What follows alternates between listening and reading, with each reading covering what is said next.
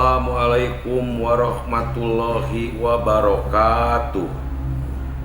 Alhamdulillahirabbil alamin.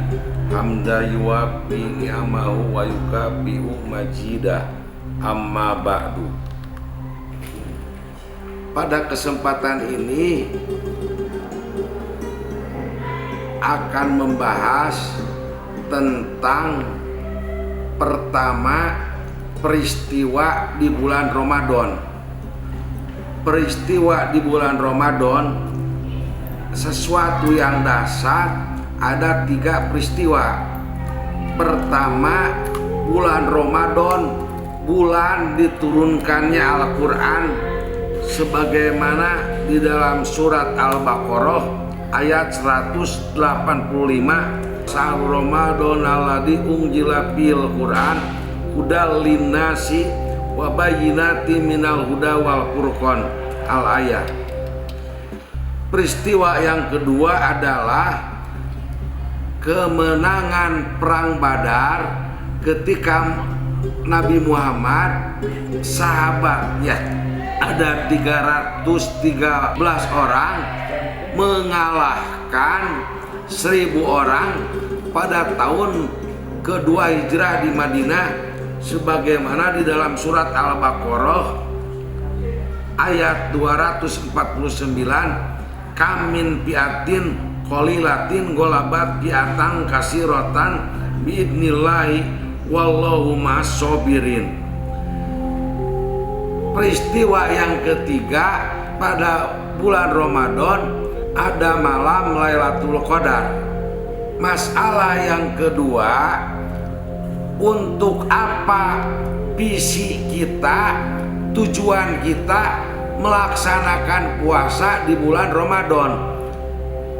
Pertama, untuk mendapatkan rahmat dan ridho Allah, sebagaimana di dalam kitab bahwa tanggal 1 sampai tanggal 10 adalah rahmat Allah.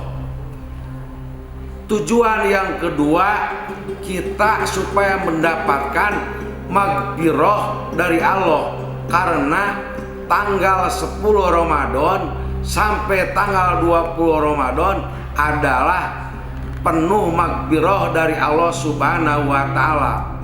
Dari tanggal 20 sampai Idul Fitri adalah dibebaskan siksa api neraka, dalam arti supaya kita masuk kepada surganya Allah. Masalah yang ketiga, di dalam kitab Risalatus Bisyam karangan Abdullah bin Husain bin Abdillah, ada 3 derajat atau 3 paket puasa. Yang pertama adalah puasa orang awam, puasa umum, istilah Arabnya ijtinabul muktirati ad-dokhirati, artinya menjauhkan sesuatu yang membatalkan puasa yang dohir, seperti puasa tidak makan, tidak minum, dan tidak bersetubuh antara suami istri. Itu adalah derajat puasa yang sangat rendah, adalah puasa orang awam atau puasa yang umum. Mudah-mudahan kita ini menjadikan puasa bulan Ramadan ini menjadikan puasa yang khusus, adalah puasanya ulama solihin. Di dalam kitabnya, redaksinya bagaimana? Kapus sam'i wal basori wal lisani wasairil hawari jawarihi anil asami. Artinya bagaimana puasa mencegah pendengaran atau puasa telinga. Yang kedua, puasa penglihatan. Yang ketiga, puasa lisan, dan sisanya anggota badan anil asami, dari beberapa dosa. Anil asami di dalam syarahnya diartikan bagaimana puasa telinga, bagaimana puasa mata, dan bagaimana puasa lisan dari hal-hal yang dosa. Contohnya satu, gibah. Gibah itu adalah mendengarkan hoak, mendengarkan kejelekan orang lain.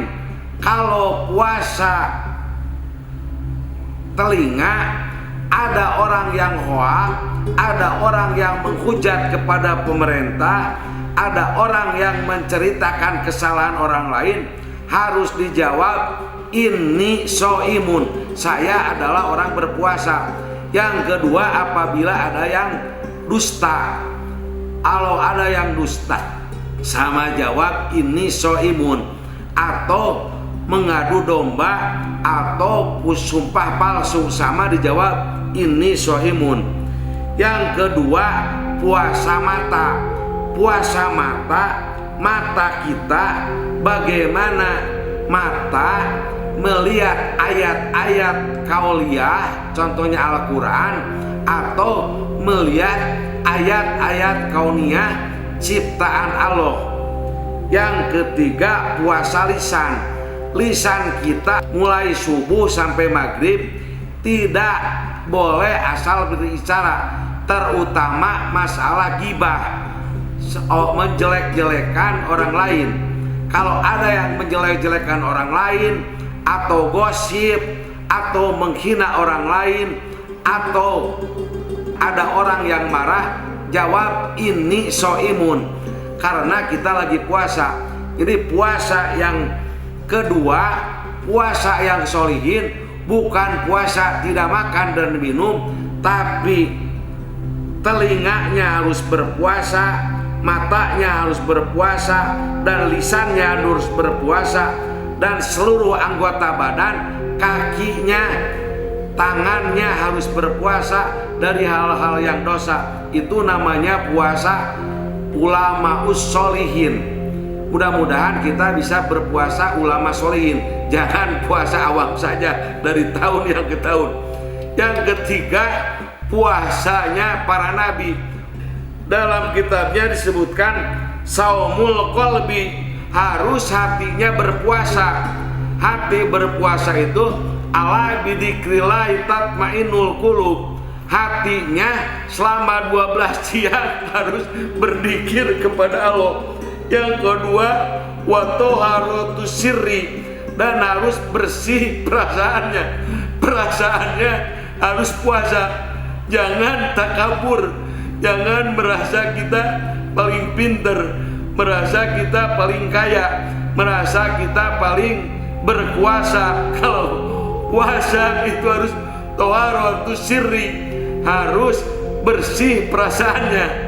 Yang ketiga, wal afkari dunyawiyati, selama puasa jangan memikirkan masalah dunia, tapi harus berpikir wal akhiratu khairu wa abqa, akhirat itu lebih baik dan lebih kekal.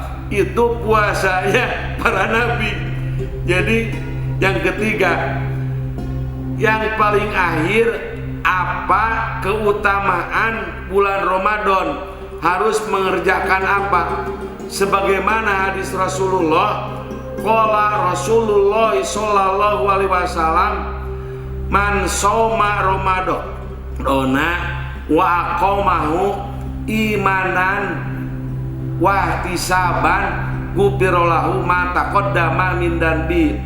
Siapa orang yang berpuasa, mengerjakan puasa sambil beriman kepada Allah, merasa puasa kewajiban dari Allah, sebagaimana surat Al-Baqarah ayat 183, ya ayyuhalladzina amanu, hei orang-orang beriman, kutiba alaikumusiyam, diwajibkan kepada kamu berpuasa. Setelah diwajibkan oleh Allah, merasa bahwa puasa itu adalah kewajiban dari Allah.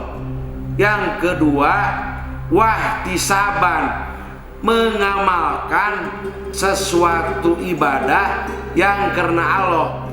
Ghufirallahu ma taqaddama min dzanbi, Jadi yang pertama harus beriman, yang kedua harus ihtisab, beribadah, mengerjakan amal soleh karena Allah. Gufirallahu ma taqaddama min dzanbi, dosanya akan diampuni oleh Allah.